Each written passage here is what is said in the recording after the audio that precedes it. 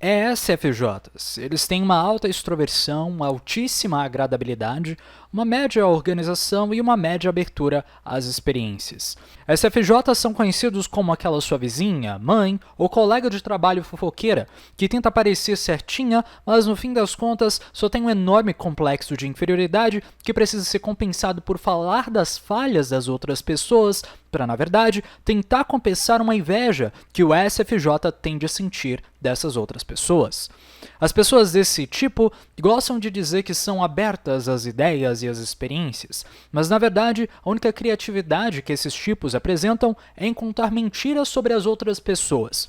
Ademais, eles dificilmente vão gostar das coisas muito abstratas, como por exemplo, precisar pensar. Os SFJs delegam essa habilidade para outras pessoas ao seu redor. Afinal, esse tipo precisa constantemente de outras pessoas por perto para validar a sua própria existência.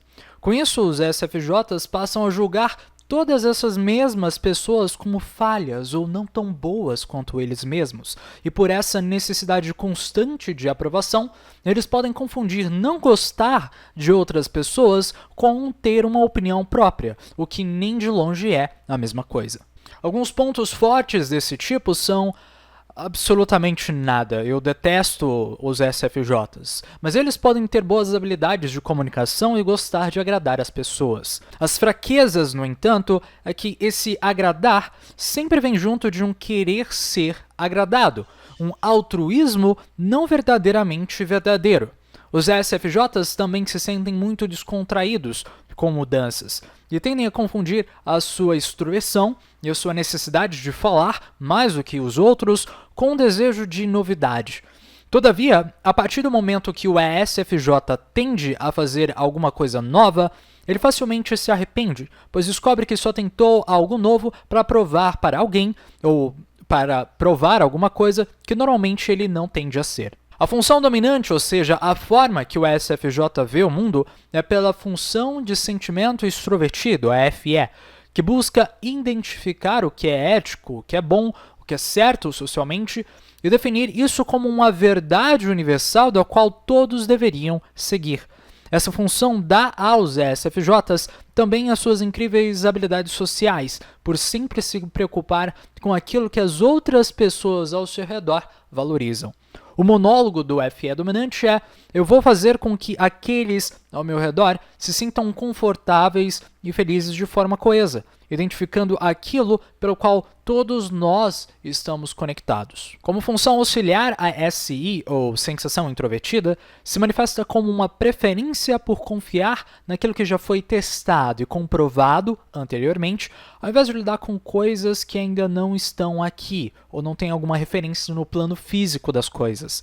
É o se focar mais no que os olhos e os seus sentidos percebem do que nas suas funções superiores, na sua imaginação, nas suas ideias, num plano de fé, de confiança ou dos pensamentos abstratos. O monólogo do SI auxiliar é que, para alcançar a coesão social, eu vou empregar o método mais confiável e socialmente aceito de se realizar isso. Todavia, a NE, ou intuição extrovertida terciária, vem com um contraste para dar ao ESFJ a visão de possibilidades.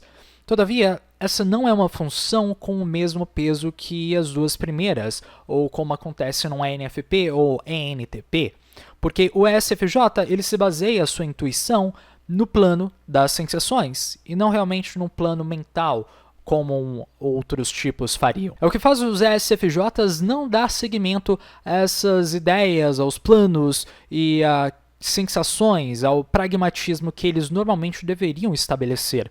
É o que faz esse tipo poder parecer superficial, ou até mesmo falso, por sempre tentar seguir uma possibilidade que não tem muito embasamento no seu passado ou com alguma coisa bem fundamentada.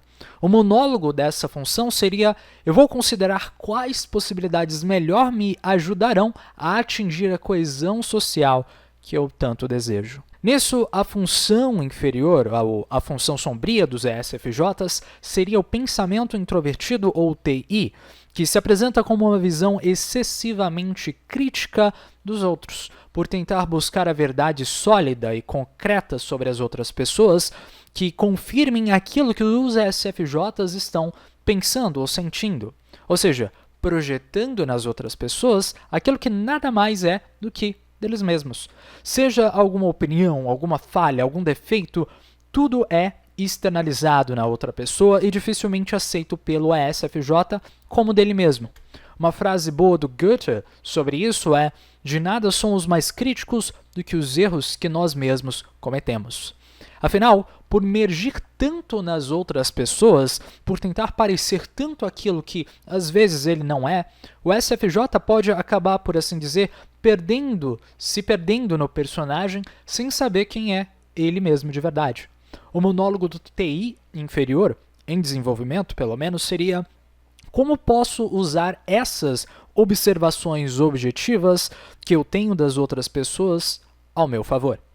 E para superar isso, os ESFJs deveriam apreciar mais o valor das atividades solitárias, das rotinas, das metodologias, ao invés de tentar conseguir coisas que parecem ser boas só naquele momento.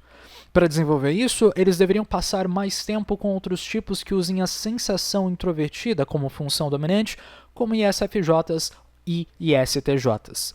Os tipos que melhor se dão com os SFJs tendem a ser aqueles mais sensoriais, por verem o mundo de uma forma similar, mas também os INFPs e até ISFPs, pela valorização mútua dessa coesão, dessa paz, da harmonia e dos sentimentos e das emoções acima de qualquer outra coisa.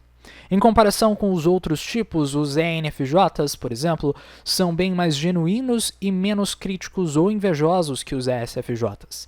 Os ESFPs são menos organizados, os ESTJs são bem mais focados com esforço e trabalho, os ISFJs são mais focados em serem donas de casa, perfeitas, que nunca têm tempo para si mesmas. Pessoas e personagens com esse tipo, na ficção, por exemplo, você pode encontrar um ESFJ como uma representação de qualquer patricinha que tenta parecer perfeita e normal em uma série adolescente. Como, por exemplo, a Taylor Swift, o Bob Esponja, a Cassie de Euphoria, a Uraraka de Boku no Hero, a Ariana Grande, a Sakura Haruno, Rock Lee do Naruto, aquele desgraçado do Steven Universo, o Papyrus de Undertale, mas a melhor representação de uma SFJ é com certeza Skyler White do Breaking Bad.